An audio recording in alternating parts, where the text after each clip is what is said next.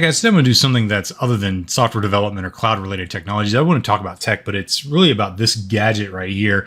And this really isn't a product review. Maybe it is, but it's just mostly talking about my experience with the Tonewood Amp, which is this device right here that I have been using for a couple of months now. So I'm not approaching this without ever having used it before. So I just want to talk about why I got this device and then show you how it works on my acoustic guitar. Now, I got this device because I wanted to change things up a little bit. I've been playing guitar for a long time, probably the better part of 20 years. And most of the time, it's just been a 6-string acoustic guitar. You can see that I have a bass over my shoulder right here, and I do a dabble in bass guitar, but I am not somebody that's going to be a lead musician. I really don't even consider myself to be that great of a musician. I like to play rhythm guitar and sing. I typically do it in small group settings and places like church and things like that. So I'm not somebody that's going to be able to teach you a lot about guitar theory, music theory, or any of that. I just like to sing and play, and that's about the extent of what I do. Even so, I still enjoy it, and I really like to just play around with different sounds that you can do on a guitar or things that you can do with a guitar. And so I wanted to change things up a few years ago, and I bought a 12-string that I used to essentially replace my 6-string. I still have my 6-string. I still play it every now and then, but I've mostly switched over to a 12-string just because I thought it was a kind of a unique sound and really fits my style of guitar playing anyway. And to kind of add a layer on top of that, I got this. Now, I have played electric guitar in the past, and I had borrowed one, played with a church band, and I had an effects box with it. Again, not a lot of pedals, but that's about all I knew about effects. I'm not into effects. It's really not my thing, but I wanted to add a kind of another dimension to playing just an acoustic guitar. And I didn't want to spend a lot of money on effect pedals or any of that kind of jazz. I wanted something that was simple. And I'd seen these things online, and I'd seen other people playing with them. And I said, that's probably in league with what I would consider to be my style of play. And so I picked one up, and they're really not that expensive. I think you get these for about $250. They're not crazy expensive. You can spend that much on a single pedal if you're a professional guitar player. But even for what you get, it's surprisingly great value because this thing has a lot of cool features on it that I want to talk about. But before I get too deep into that, I just want to just show you this device, give you kind of a up close and in-person tour of it. But it's really just a simple device that you just kind of snap onto the back of your guitar. And when you have it on there, it gives you the ability to adjust the settings on this thing to give you different kinds of effects like reverb effects and delay and other kinds of things that you typically don't have with an acoustic guitar, but you can get with aftermarket effects if you had pedals or some kind of processor. But this is kind of an all-in-one package where it takes all those effects and bundles it into this device, and then it attaches to the back of your guitar, and then it essentially uses this little speaker right here to basically send the sound into the hollow cavity of an acoustic guitar, and then uses that as the acoustic chamber to kind of amplify the sound. So it's kind of a clever idea. But in any case, let me get another camera, and I'll show you kind of up close and in person what this looks like. I have an unmounted camera that I can use for that. And then I'll put it on my guitar and I'll show you some of the effects that it does. It's pretty neat. So here is the Tonewood Amp. It's a pretty straightforward device. This is a little bit more zoomed in than I had before. You can see that it's just a pretty straightforward device. Of course, you have the logo over there. You can scan the QR code here to get the manual, but really, you don't really need the manual if you just want to tinker around with it. It's pretty straightforward in its use. You just have these 3 knobs up here. This one is your effect selector. This is how you adjust the parameters. And of course, this is like your gain right here, your amplitude. And there's some sub menus that you can navigate on these different dials right here. So each one of these works like a button and a dial. So it's a pretty intuitive interface. You really don't have to read the manual, but again, I'd suggest download it and see what you can do with this thing. It's pretty cool. So on this panel over here, you have the input and output. This thing does take an input, so you have to have a pickup on your guitar. If you don't, you have to get an in-hole pickup for your guitar, and it uses the patch cable to come. This is the one that came with it. You don't have to use this patch cable, but it's pretty small, and it just loops around your guitar, plugs into your pickup, and then plugs right in here into your Tonewood amp. And of course, you can play this plugged in too. If you want to plug it into an amp or a PA system, you can certainly use that right there. Now, the on and off switch is right here on the top to press this. I already have mine turned on, but this is the on and off switch. And then there, of course, there is the LCD display right there. So pretty straightforward. And then, of course, this is how you can dial and select things on it. And then, of course, if I select plate, I can go to the settings, select guitar, exit. This is my effect selector. There's the decay.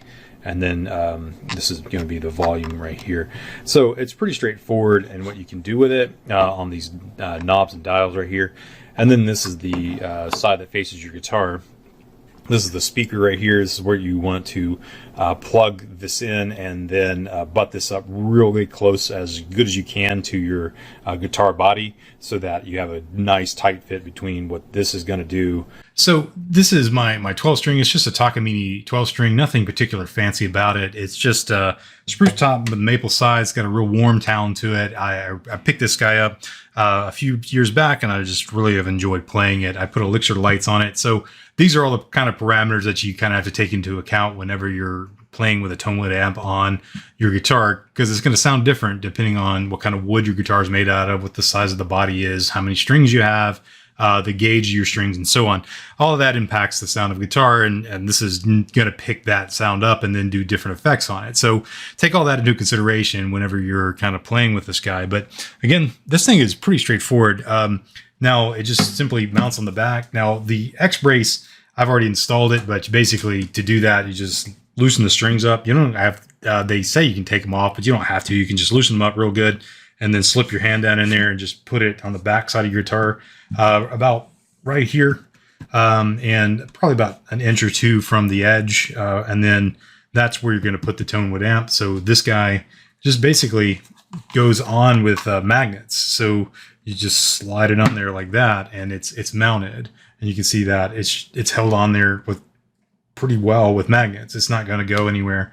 Now I would say, when you're mounting this guy, what you should do with it is make sure that you have good contact with the built-in speaker, because this guy needs to be flush up against it. If you just slap it on there like that, it doesn't really get a good contact with it. So what I typically like to do is put it on and a little bit closer to the edge, and then just kind of slide it over about 1/4 of an inch, a little bit, and that tends to get a good contact with that built-in speaker on the back. And so now it's on there real good, and I can see that the speaker's got there shouldn't be any gap between the speaker and the back of your guitar. And I've got this line right here where I typically like to line it up, and that is about 1 inch from the edge, and then that speaker's on the middle line of the back of the guitar.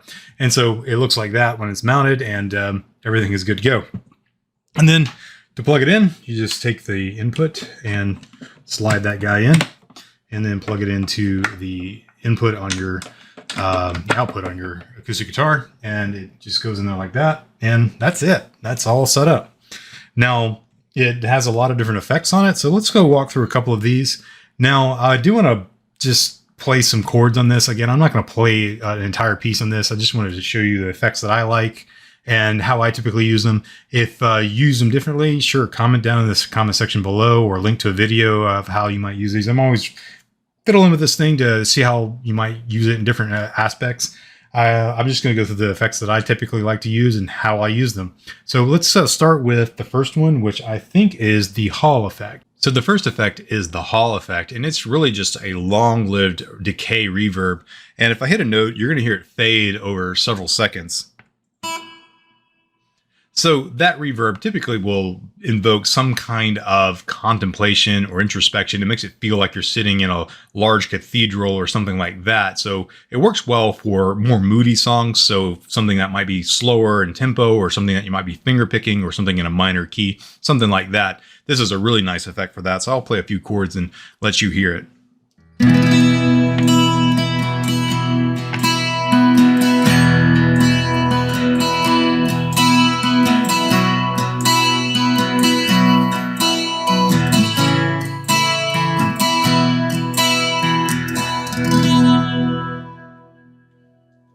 So again, a really nice effect. I really like this one for the more moody songs that I play. So the next effect is the room effect. It's really a nice effect. I really like this one for what I might call a campfire song. songs that aren't particularly moody or happy. It's just a good warm sounding song. And this effect is a little bit more warm sounding than the Hall effect, and it doesn't have as long a decay, but it's still pretty long. So if I just hit this, you can still hear it's ringing, but it's not as hollow sounding, so not as moody of a sound. So I really like it with just songs that are just, not want to say feel good songs, but just songs that are just kind of contemplative, like if you're sitting around a campfire and just strumming away. So I typically put this one on, turn the volume down a little bit on it so that you know the effect is there, but it's not overwhelming the sound of the natural sound coming out of the guitar. So with the 12-string ringing and then this going, it just makes it sound full with the full tonal range of the 12-string plus a little bit of reverb. It's just a nice sounding effect that you can use for a lot of different songs. But this is no song in particular. I'm just going to hit a couple of chords on this to show you what it kind of sounds like.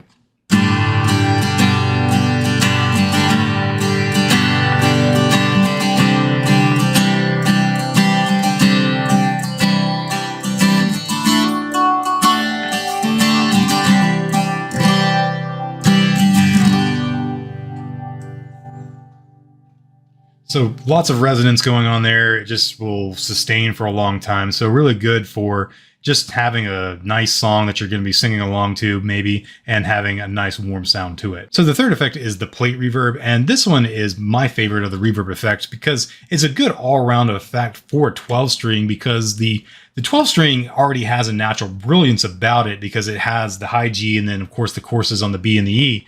And this just makes that kind of come to life because it gives it a little bit more sustain that otherwise you wouldn't get if you were just playing it naturally. So if you hit a bass note and then you play with this effect on it, the sustain of that, the reverberation of that tends to have a lot more life to it than if you're picking it without the effect turned on. So it does make it have a very full sound to it if you're just picking or even strumming. So I don't really use this on any kind of music in particular. It's just a good all-around effect. And now depending on the song, I might turn it up or down, but otherwise it's just something that I will probably default to most of the time if I'm just playing, and it's just something that I'll turn on and just leave it on until I have a reason to switch to one of the other effects. So let's see what this sounds like.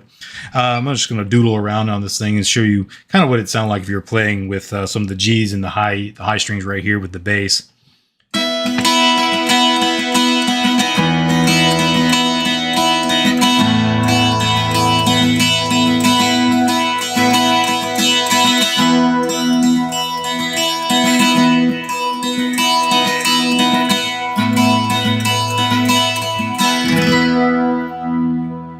So it's got a nice ring to it, and that reverb working with it just makes it sound a lot more full, in my opinion. The fourth effect is the delay effect, and the delay effect is pretty straightforward. It's just an echo effect. So if I hit a note and then mute it, you can hear it echoing.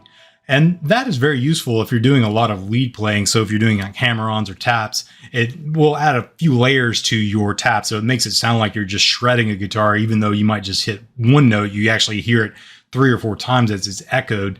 And I'm not a lead guitar player. I don't do a lot of taps. I do occasionally do hammer-ons, but I'm not somebody that's going to do a lot of that kind of style of play. But I do use palm muting in my play, and it's also useful for that kind of play as well. So if you're playing a song and you're doing like palm muting with your right hand, and then you're playing chords on your left, it gives you the ability to have a little bit more of a layered approach to your song, and it can have a pretty cool sound if you play with it some. I've saved a setting on mine to provide a little bit more time between each of the repeats, so I have a little bit more decay on the repetitions of mine setting. It's not the stock setting. So with this one, you might get something that sounds like this, and this is just my take on, I think, an old Newsboys song. So it goes something like this.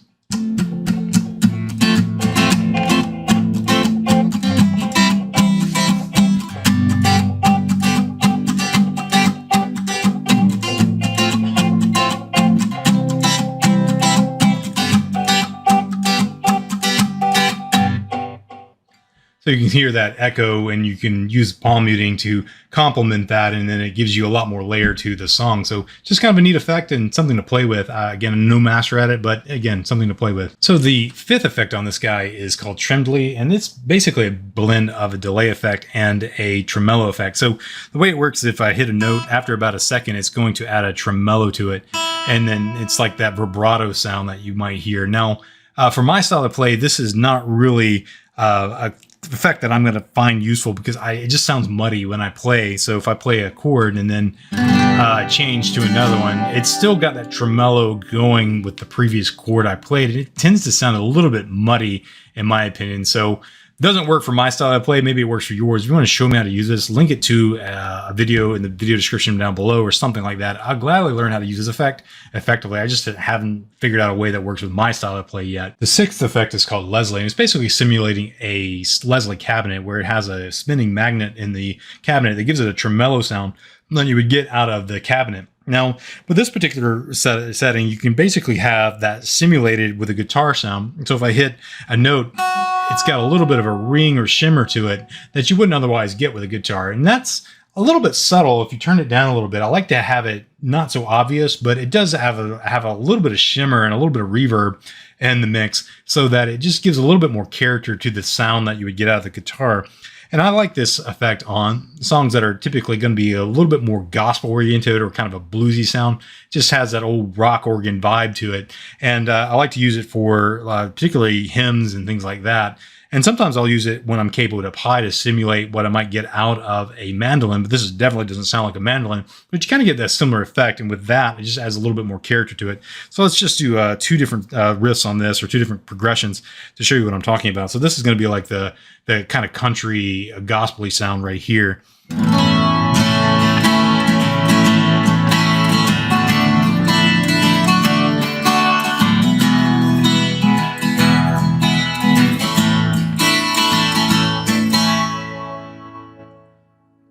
Now, if I take this capo and I put it up about right here or so, and then I turn the rate up on this just a smidge to make it sound a little bit more shimmer to it, it sounds really cool whenever you play a lot of the mids and just keep those ringing, and that chimey sound that you would get out of a mandolin kind of comes out. It doesn't sound like a mandolin, but it gives the similar effect, and then you add that little shimmer to it. It just sounds kind of neat to me.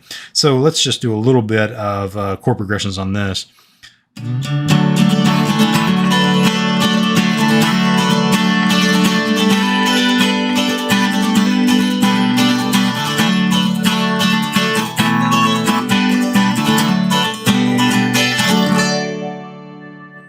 So again, it's kind of chimey sounding with that shimmer to it. It just sounds kind of neat to me. It can get a little muddy if you play too loud or too hard, but I try not to. I'm still trying to figure this out. But again, it's just me doodling around on this thing and seeing what you can do with it. So the last two effects are called Autowah, and the last one is called Chorus.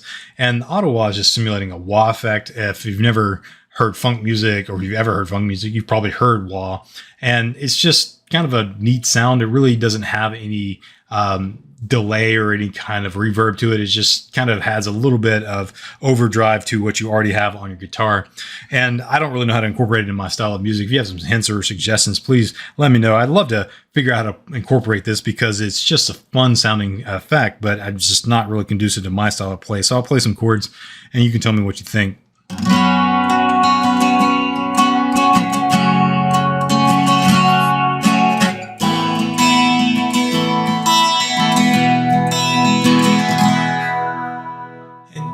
Tends to have a little bit of overdrive to it, and sometimes can get a little distorted on this particular guitar.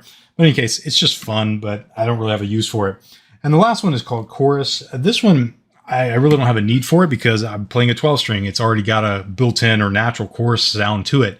If I was playing a 6 string and I turned this on, it'd probably make it sound more like a 12 string, but a 12 string has the choruses already on the strings themselves, so it gives it the same effect naturally. So this doesn't really add anything. To me, it just makes it sound muddy. So I don't really ever use it for anything. But if you have a 6 string, great. It'd probably help you sound more like a 12 string if you're playing it. So I'll just play some chords and you can let me know what you think.